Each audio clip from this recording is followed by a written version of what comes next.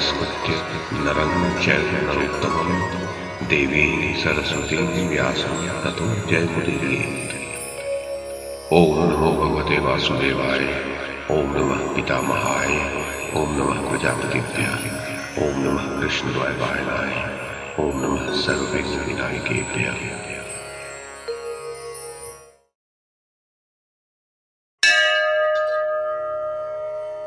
वैशंपायन जी कहते हैं, राजन, पयोष्णी नदी में स्नान कर महाराज युधिष्ठिर वैदुर्य पर्वत और नर्मदा नदी की ओर गए।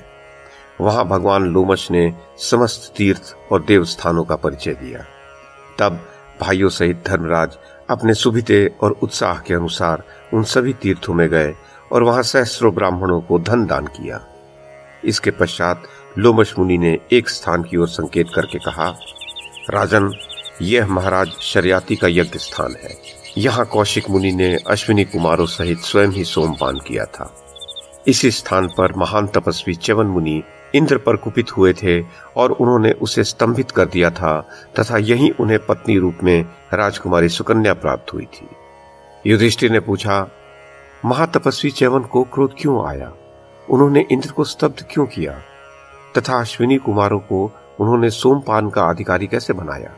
भगवान, कृपा करके ये सारा वृत्तांत मुझे सुनाइए। लोमश जी ने कहा, महर्षि भृगु का च्यवन नाम का एक बड़ा ही तेजस्वी पुत्र था।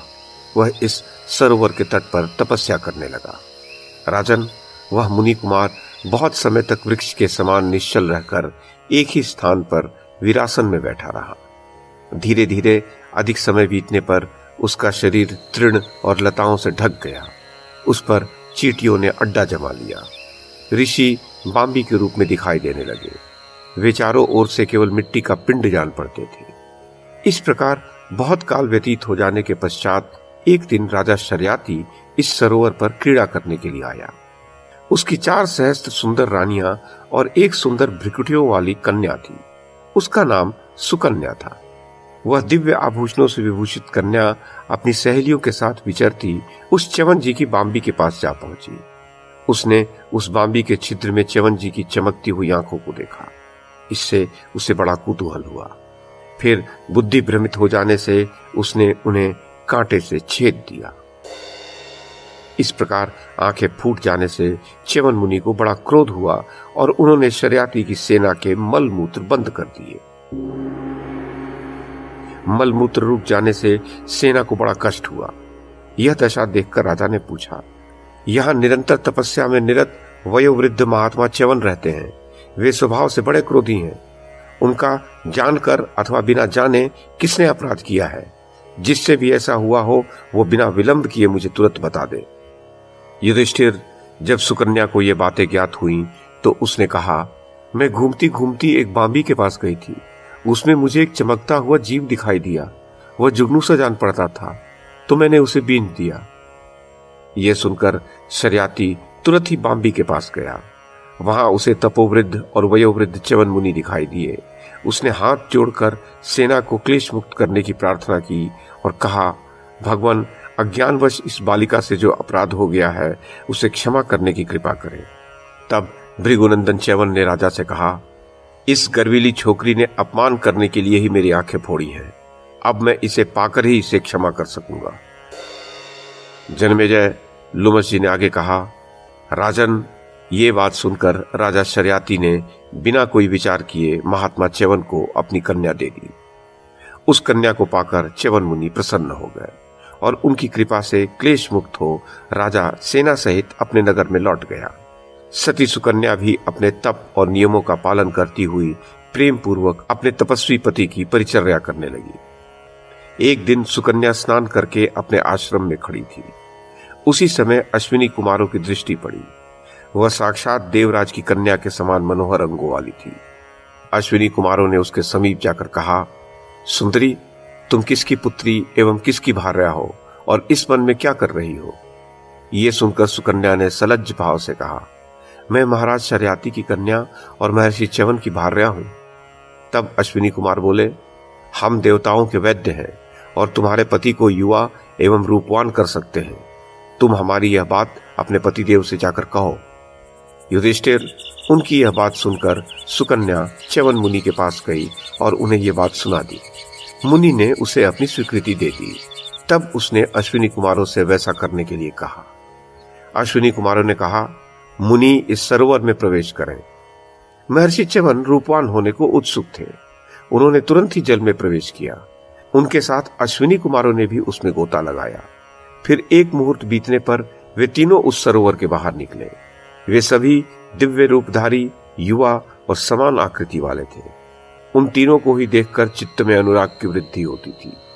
उन तीनों ने ही कहा, सुंदरी, तुम हम में से किसी एक को वर लो। वे तीनों ही समान रूप वाले थे। सुकन्या एक बार तो सहम गई, परंतु फिर उसने मन और बुद्धि से निश्चय कर अपने पति को पहचान लिया और उन्हें ही वरा।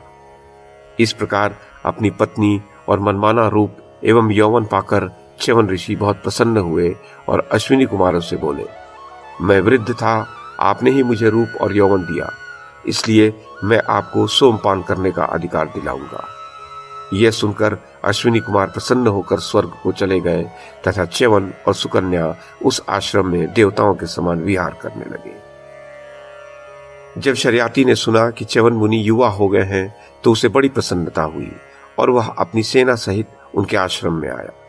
उसने देखा कि च्यवन और सुकन्या साक्षात देव दंपत्ति से जान पड़ते हैं। इससे राजा और रानी को ऐसा हर्ष हुआ मानो उन्हें सारी पृथ्वी का ही राज्य मिल गया हो। फिर च्यवन मुनि ने राजा से कहा, राजन, मैं आपसे यज्ञ कराऊंगा, आप सब सामग्री एकत्रित कीजिए। राजा ने बड़ी प्रसन्नता से उनकी यह बात स्वीकार कर ली। जब यज्ञ के लिए समस्त कामनाओं की पूर्ति करने वाला शुभ दिन उपस्थित हुआ तो राजा शर्याती ने एक सुंदर यज्ञ मंडप तैयार करवाया। उसी में भृगुनंदन महर्षि च्यवन ने राजा के यज्ञानुष्ठान का आयोजन किया। महाराज, उस यज्ञ में जो नई बातें हुई उन्हें सुनिए। जिस समय च्यवन मुनि ने अश्विनी कुमारों को यज्ञ का भाग दिया, तब इंद्र ने उन्हें रोकते हुए कहा, मेरे विचार से दोनों ही अश्विनी कुमार यज्ञ भाग लेने के अधिकारी नहीं हैं। च्यवन ने कहा, ये दोनों कुमार बड़े ही उत्साही, उदार हृदय, रूपवान और धनवान हैं। भला तुम्हारे या दूसरे देवताओं के सामने इनका सोमपान में अधिकार क्यों नहीं हो? इंद्र ने कहा, ये चिकित्सा कार्य करते हैं और मनमाना रूप धारण कर मृत्युलोक में भी विचरते रहते हैं। इन्हें सोमपान का अधिकार कैसे हो सकता है? जब च्यवन ऋषि ने देखा कि देवराज बार बार उसी बात पर बल दे रहे हैं तो उन्होंने उनकी उपेक्षा कर अश्विनी कुमारों को देने के लिए उत्तम सोमरस लिया।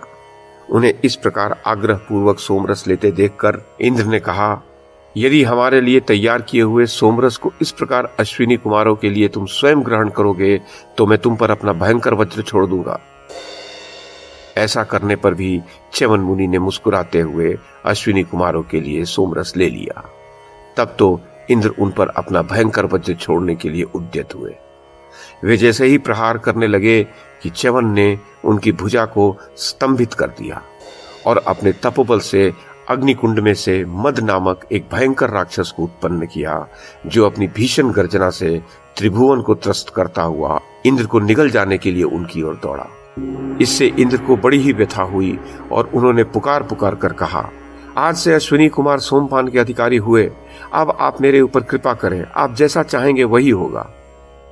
युधिष्ठिर, इंद्र ने जब ऐसा कहा तब भृगुनंदन महात्मा च्यवन का कोप शांत हुआ और उन्होंने इंद्र को उसी समय उस दुख से मुक्त कर दिया। राजन, ये झिलमिलाता हुआ द्विज संकुष्ट नाम का सरोवर उन्हीं च्यवन मुनि का है। तुम अपने भाइयों सहित इस सरोवर में देवता और पितरों का तर्पण करो। यहाँ भगवान शंकर के मंत्रों का जप करने से तुम सिद्धि प्राप्त कर सकते हो। यहाँ त्रेता और द्वापर की संधि के समय काल रहता है।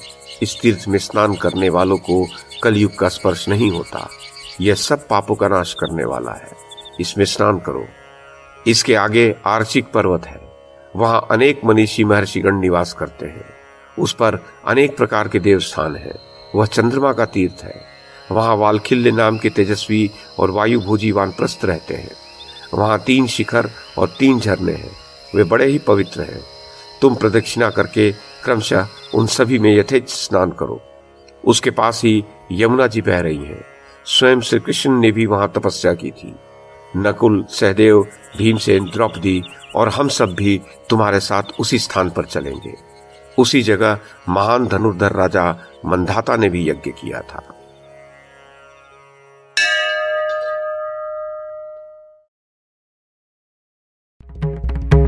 YouTube के माध्यम से महाभारत की कथा को एक श्रृंखला के रूप में प्रस्तुत करने का हमारा ये प्रयास यदि आपको सराहनीय लगा हो तो कृपया इस कड़ी को लाइक और शेयर करें, चैनल को सब्सक्राइब करें और बेल आइकन को दबाएं। साथ में अन्य लोगों को भी देखने के लिए प्रेरित करें। धन्यवाद और नमस्कार।